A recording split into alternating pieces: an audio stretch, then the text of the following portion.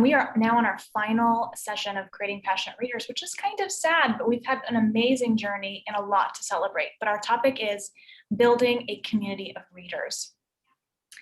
Looking back, remember that our goal for this series was to uncover how to create passionate readers in the Blue Valley School District. So we did that by focusing on choice for students to discover what they like and dislike in books, setting aside sacred time to read in school and at home, conferring with students daily about reading and writing, designing relevant and meaningful reading and learning experiences, and then our focus for today, which is building a community of readers in Blue Valley classrooms. So what does a classroom community of readers look like? We all have a vision of what we'd hope that our community of readers would look like, but there are some things that we can do in addition to the daily practices and the strategies that we've outlined in this series. There's a couple things that we can do to cultivate a community of readers. These include developing norms that are clearly stated and continually reinforced through those daily practices. Books need to be available beyond just our school library. They need to be available in the classroom space. So we're going to talk about the purpose and function of a classroom library today. And we need to be talking about what we read. Book talks occur as often as students and teachers finish or abandon books. And reading progress is measured and celebrated. So let's talk about those norms first. I have a couple of norms that were part of our classroom that I developed and then displayed for students, but your reading norms could be developed in partnership with your students as well. So these norms can be different depending on you and your classroom. But our first norm was that we find books we love. We don't waste our time reading anything that we don't enjoy. We need to find what we're passionate about, what we care about. So that also means we abandon books if necessary. We have so little time in a school year to develop that reader identity. So we don't want to force something that is not a right fit for ourselves and for our students. We read everywhere, at school and at home. This means we need to remind students that bringing your book to class is just the expectation, and taking your book home is the expectation, because we read everywhere, whether we're in school or at home. We stretch our comfort zones with our reading choices. We know we're continually trying to increase reader stamina and reader complexity. So we find books we love, and then we find other branches beyond that and push ourselves outside of our comfort zones. We use every single minute of in-class reading time. This will take time, right? This takes constant reinforcement. Hey, there's no devices, there's no talking unless you're conferring with me, your teacher. Every single minute is valuable of the 10 to 20 minutes of reading time. And we read a lot, right? At least 10 minutes in class and at least 10 minutes at home for at least 20 minutes a day. And what we'll find is as kids build upon the foundation of their reader identity, that they will read beyond those 20 minutes of their own volition, of their own choosing. But what about a classroom library, right? Nothing can ever replace the school library in any capacity. It is the most valuable resource, but equitable access to books beyond just our school libraries promotes reading achievement and motivation. Specifically, the presence of a classroom library can increase time spent reading by 60% and increase letter knowledge, phonemic awareness, concepts of print and writing, and narrative competence by 20%. So just by having books physically in your classroom space, kids are going to read more and they're going to get better at reading. So what should this classroom library be like? Well, it needs to offer a wide range of materials that appeal and support the needs of every kid in your room. So different genres, different authors, different Lexile levels if you want to use that measurement, but range of complexity should be broad. Provide multiple resources to reflect diverse experiences and social identities. That means mirrors and windows and sliding glass doors for every kid in your room and for every kind of person that could walk through that door. Abby? Yes, go ahead. I'm sorry to interrupt. I've obviously heard the mirrors and windows metaphor Yes. or analogy used, but I've never heard the sliding doors. Yeah, I use that to describe that students should be able to see who they could be one day through a book. So if I'm a young person and I never see myself or someone who looks like me or has an experience like me functioning in a role, a profession, that gives them a vision of who they could be in the future. Yeah. So like to proceed forward, to walk through the door, not just look at a window, look through the window or look at themselves. Yes, exactly. I like that. Okay. Sorry to interrupt. I just wanted to clarify that. Thank you. Yeah, feel free to interrupt. We're a small group, so you can interrupt anytime.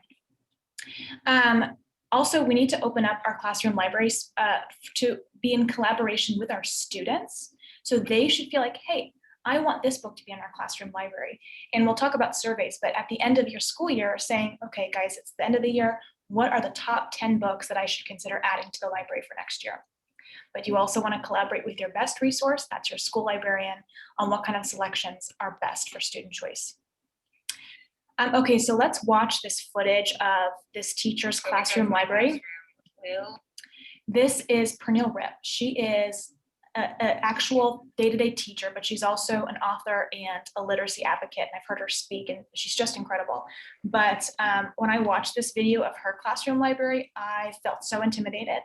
And I want you to keep that in mind, that this library you're going to see is the result of years and years of accumulation and hard work, and that this is what we this is an amazing library that maybe is not going to happen for us right away. It takes time and work, so keep that in mind.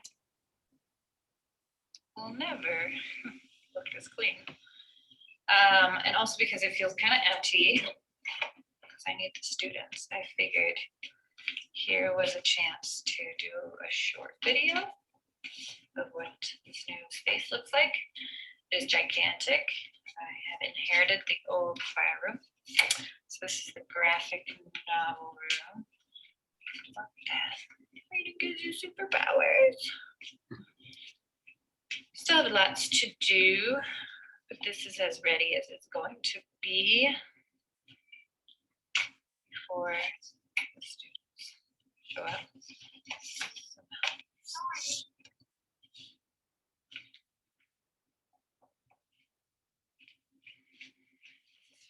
Filled with my favorite books, and then it's going to change over to students' favorite books right there. I have those picture books up high. Those are my teaching picture books. We're diving into memoir, personal essay, picture books. Here's all sorts of stuff for the first day. Turn in picture books pulled for writing process. New books I need to look at. Wish I could have kids in the window, but my desk is bolted. So, Amplifier Education does these posters. Okay, and then she goes into some other details about her classroom. But as you can see, she's got opportunities for students to collaborate with her library. There's a space she's designated, like my favorite books are here now, but my students' favorite books will be there soon. I've posted a link to her blog post where she explains every step she took to get to this point. If you're wondering, where did she get those cool spinny book displays? Where does she get her posters? How did she get the shelving? How does she get books themselves? She has provided all of that in her blog post that I've linked in the speaker notes to this slide. But if this makes you feel better, I want to show you what my classroom library looked like when I was a teacher. It looked like this. I was a traveling teacher and I never had my own space and often was moving within spaces day to day. So I had a 2-shelf rolling bookcase with as many books as I could fit, about 24 books. And that was the best I could do. And that was enough. Students had quick access to books at any point. And that's really the main objective with the classroom library. Some other examples of a classroom library, notice there's a space for reading there. There's labels, and we'll talk about how labels can function in a second, but it's important that we're sorting by genre and then by author, as you can see with the letter labels on the cabinets. This teacher just used their classroom provided bookshelf and duct taped labels, right? Labels can be as cute or as simple as you like. It doesn't have to be fancy. But like I said, sort by genre, then by author, just like the building library is. That's how students will find books they love most quickly.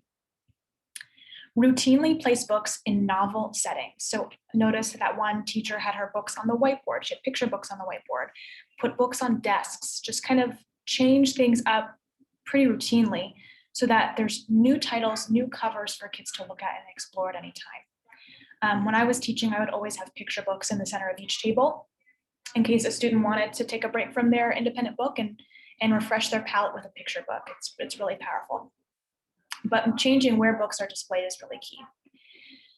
Getting books, again, check out that blog post by Pernille Ripp, but thinking back to our discussion with book clubs, we learned that we can get books through grants, Amazon wish lists, parent donations, but ask your librarian, are there any rejects that they need to dispose of that are good enough to add to your library? Explore those secondhand bookstores. The most important thing is that the books in your classroom library, they need to be good. And by good, I mean they need to cultivate student interest and provide those mirrors, windows, and sliding glass doors. When you're critically evaluating your library, there's a couple of questions you want to regularly ask yourself. Not just who, but how are my characters being represented and who is not?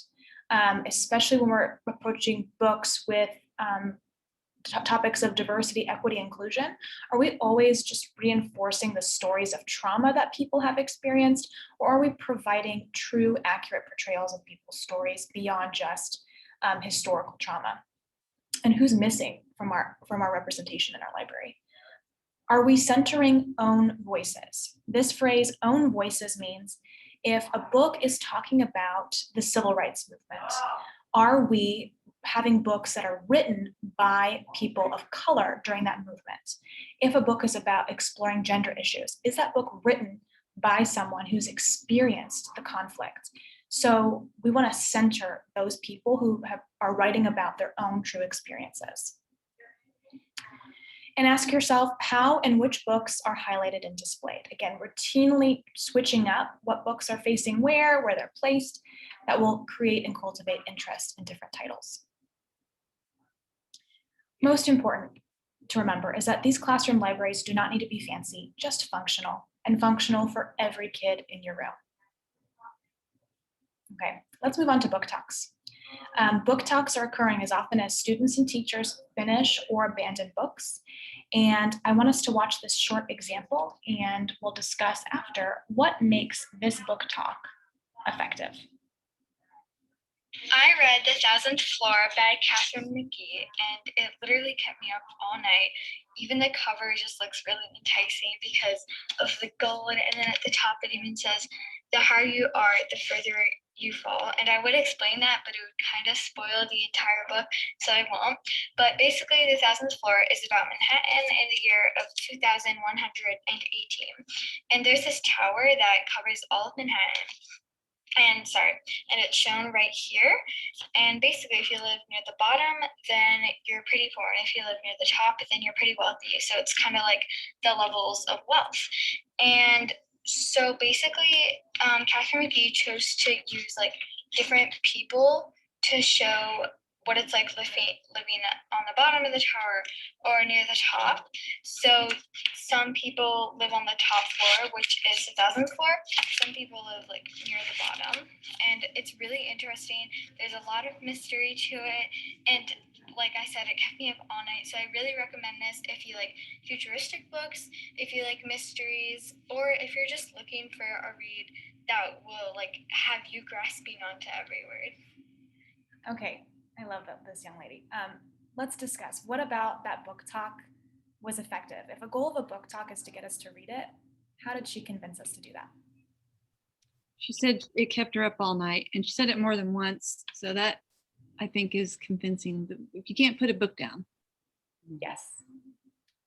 She genuinely seemed like she really liked the book, not just like she was trying to finish the assignment. I want to read that book now.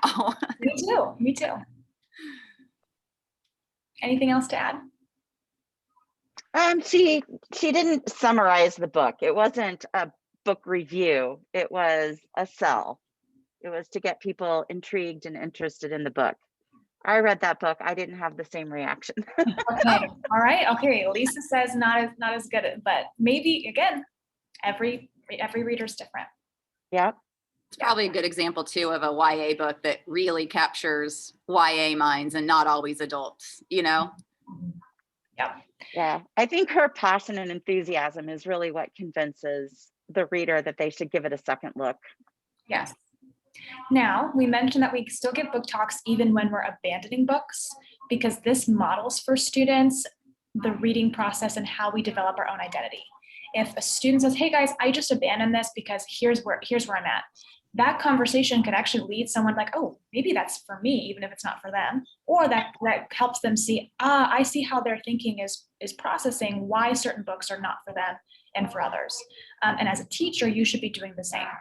It's okay for you to abandon books as well. I've had that experience many times where, guys, I find myself distracted when I'm reading this. I find myself not invested in the characters. I'm going to put this down, but I'm picking up this new book. And let me tell you why I'm starting this new book.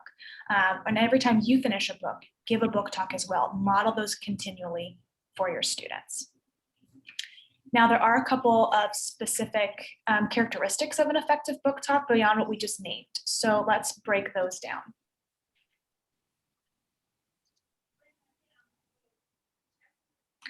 Again, they occur as often as students finish or abandon books. They need to be short and sweet. That was 1 minute and 16 seconds. They shouldn't be overly drawn out. Otherwise, we'll lose student engagement. Provide a brief synopsis, but avoid those spoilers. She gave us the structure and concept of the book without going into too many details.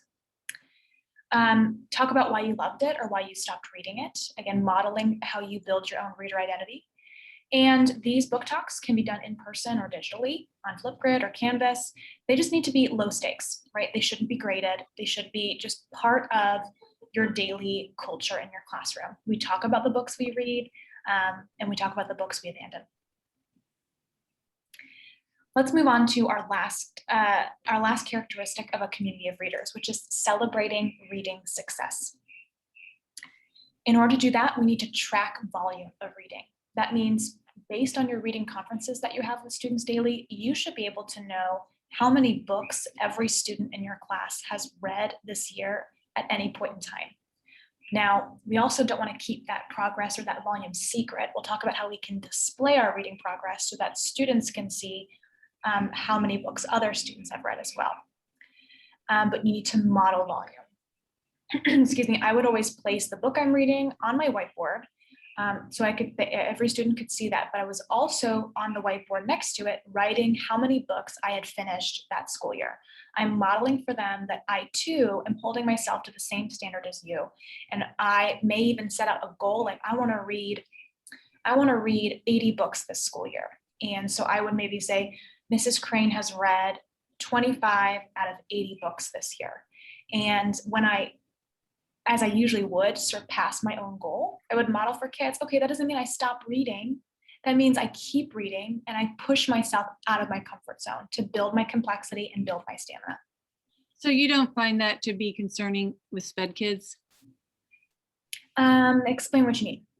Also, there are kids who can't read that fast. They can't read that many in that length of time. I have kids who have brain injuries. Mm-hmm. And like, I'll just be happy if he reads one book this whole semester. Yeah, so every reading goal is different. Like I would never, me modeling my reading goal, of course, I tell kids, guys, I'm an adult. I have decades of founded strong reader identity. My goals are going to look very different than yours. Many of you guys are just beginning your reading journeys. And so by making it an individual goal, you're differentiating naturally. So every kid's goals are going to look different. And we count like when we say choice means choice, graphic novels count, picture books count. And once kids, especially our most striving readers, once they have the confidence, like, oh, I finished a graphic novel from cover to cover. I read it in a week. That's the fastest I've ever read a book. They're going to start to be hungry for that constant reinforcement. So let them count those books towards their total. It'll build confidence. And then again, we're still pushing them to build their complexity and stamina slowly and at their own pace. The last piece of celebrating reading success is collecting evidence beyond just the reading conferences. So conducting reading surveys in 3 phases of the school year, beginning, middle, and end, is really key for you to collect formative and summative data about how students are developing their reader identity. I want to show you an example of the mid-year survey and what that looks like. It's similar questions to the end of the year survey, but remind students that these surveys are not for them to impress you, but just to be honest, to develop these 3 things. And we're continually talking about those all year long. I want you to have a positive reader identity. I want you to increase your reading stamina. I want you to increase your reading complexity. Have them share with you how many books they've read this year, but ask, is this number of books more, less, or about the same that you read last school year? That's indicative of whether or not they are increasing their stamina. Have them rate their comprehension. Do I struggle to understand most of what I read, or am I understanding all of what I read? We want kids to be kind of in a sweet spot, maybe like around a 4. If we're consistently at 5, maybe we need to push the complexity for that student. If we're really on a 1 or 2, we need to reevaluate their choices and find better fits for them. And then this piece is really key. How would you rate your feelings about reading before this class? And how would you rate your feelings about reading now? You are going to see dramatic shifts in reading perception. If you remember the survey that we conducted at the beginning of the year with Blue Valley students, majority of them said that they had negative attitudes toward reading, that they weren't reading even when assigned, that reading was a struggle for them. You're going to see a dramatic shift in positive perceptions because they are going to have the confidence and they're developing that reader identity because they got to choose what they read. So that's an example of what a survey could look like. In the folder I'll share with everyone, you'll have access to these surveys that you can make your own copies of. And of course, tweak and change them to be how you see fit. Going back to this idea of showing volume in front of other kids, there's lots of ways you can celebrate that. Teenagers love stickers. I forget about this. They actually really enjoy getting stickers. So a sticker chart every time they finish a book, that's a really positive way to display reading progress. This teacher on the right had a bulletin board where anytime a student finished a book, they would write down an important quote and then just post it on the bulletin board. And so over the course of the year, sticky notes start to cover the entire board. So these are just simple examples of how to display student reading success.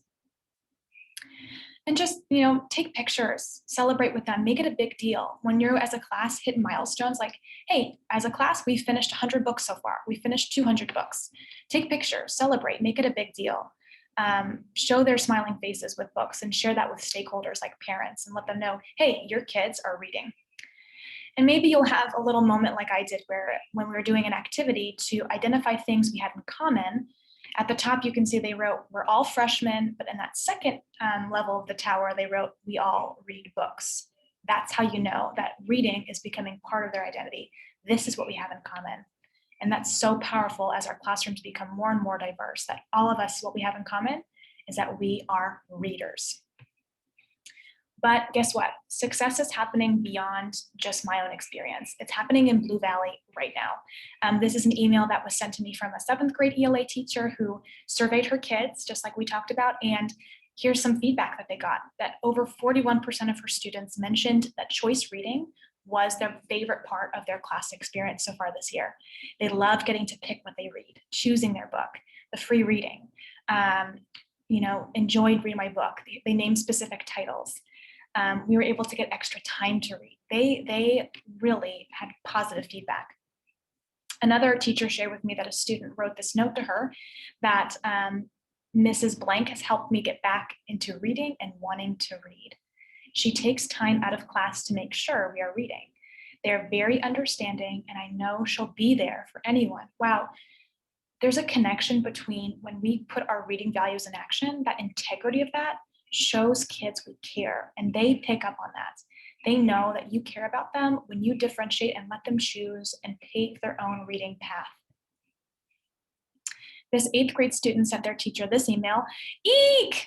I loved, all caps, Darkest Minds. I know that beginning an email to my teacher with eek is incredibly informal and appropriate, but I wanted you to know how much I enjoyed this book. Thank you for letting me borrow your personal book. I really, really liked it. And then they go on to say, hey, can I check out this book? Our library doesn't have it, but I think I can get it from another building. Wow, this is amazing, this kind of feedback that students are loving the books they're reading, and she's already thinking about her next book. It's important to know that if our kids are leaving us at the end of the school year, not knowing themselves better as readers, we're failing them as stewards of reading. Every child deserves the opportunity to find a book that is for them, to find reading identity. Literacy and the power of literacy is not just a school issue, it is a life issue. It aligns with our district goals for diversity, equity, and inclusion. When all kids are equipped with the power to read and to read well, to read complex texts, to build their reader stamina, we are preparing them to enter a world on a more level playing field. So I encourage you guys to really emphasize these daily practices. Consider our norms. Consider how can you measure and celebrate reading success, and you will see powerful changes within your kids. As always, for those watching at home and those today, I'm available to provide more coaching. The values of CPR don't end today. This is going to be an ongoing part of our process, so let me know if you want more hands-on PL.